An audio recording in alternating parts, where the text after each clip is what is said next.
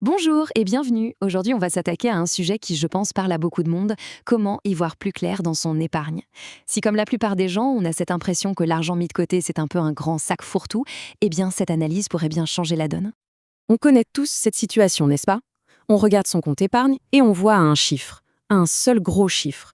Mais qu'est-ce qu'il veut dire au juste? C'est pour les prochaines vacances? C'est le matelas de sécurité? Ou c'est pour ce projet qui nous trotte dans la tête depuis des mois?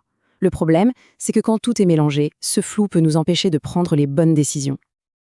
Alors, comment on fait pour sortir de ce brouillard financier? La toute première étape, et c'est la plus importante, c'est un changement de mentalité. Il ne s'agit plus de se dire « je mets de l'argent de côté », mais plutôt « j'attribue une mission, une intention précise à chaque euro que j'épargne ». Et tout est résumé dans cette phrase « séparer ses réserves, c'est séparer ses intentions ». C'est vraiment le cœur de toute la méthode. Ça nous fait passer de la question « combien est-ce que j'épargne » à une question bien plus forte « pourquoi est-ce que j'épargne ?» Et c'est ce simple déclic qui redonne tout le contrôle. Bon, la théorie c'est bien, mais passons à la pratique.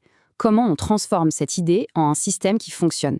On va voir une structure qui est simple, mais vraiment efficace, la méthode des 4 compartiments. L'idée c'est que chaque euro doit avoir sa propre maison avec une mission bien définie. Alors voilà une vue d'ensemble de ces fameux 4 compartiments. On a les dépenses annuelles, la trésorerie, la sécurité et l'investissement. Comme on le voit, chacun a un horizon de temps et un objectif qui lui est propre.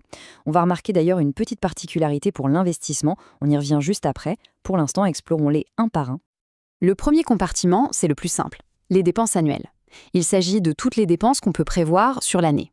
Pensez aux impôts, à l'assurance de la voiture, aux vacances d'été qu'on a déjà réservées. C'est de l'argent qu'on sait qu'on va dépenser dans les 12 prochains mois. Ici, l'objectif, c'est l'anticipation, tout simplement. Deuxièmement, le compartiment trésorerie. Celui-là, il est fait pour les projets à moyen terme, disons dans un horizon de moins de 5 ans. Ça peut être l'apport pour un futur achat immobilier, de l'argent pour changer de voiture ou le financement d'un grand projet de voyage. Le troisième compartiment, c'est notre forteresse. C'est le bouclier, la sécurité. C'est l'épargne de précaution pure et dure. Elle est là uniquement pour les gros coups durs, les vrais imprévus. Une perte d'emploi, un problème de santé.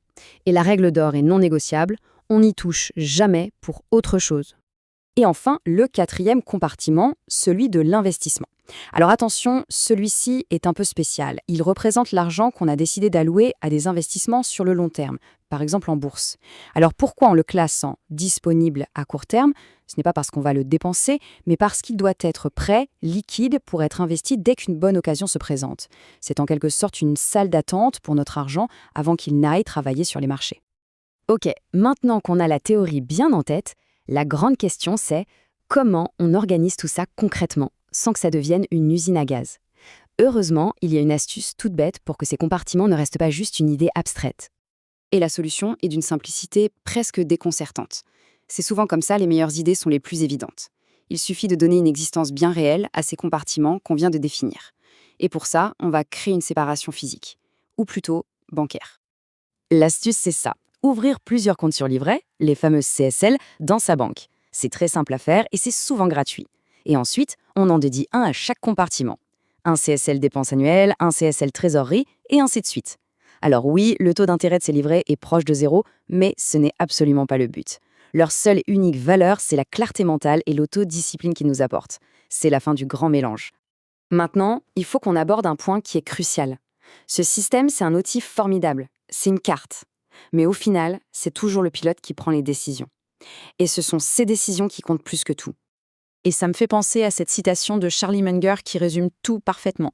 Prenez les idées là où elles sont, mais utilisez votre propre cerveau pour les assembler.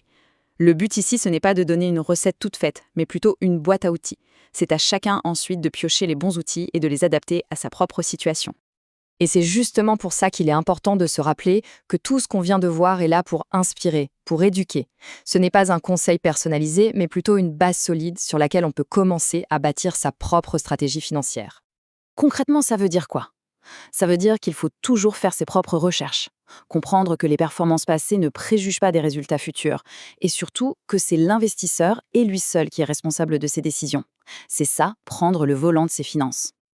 Et voilà, le brouillard est dissipé. Chaque euro peut désormais avoir une mission claire et précise. La vraie question qui se pose maintenant est toute simple. En regardant ces 4 compartiments, quelle sera la toute première intention, le tout premier objectif à définir pour commencer à épargner de façon plus intelligente? La réflexion peut commencer.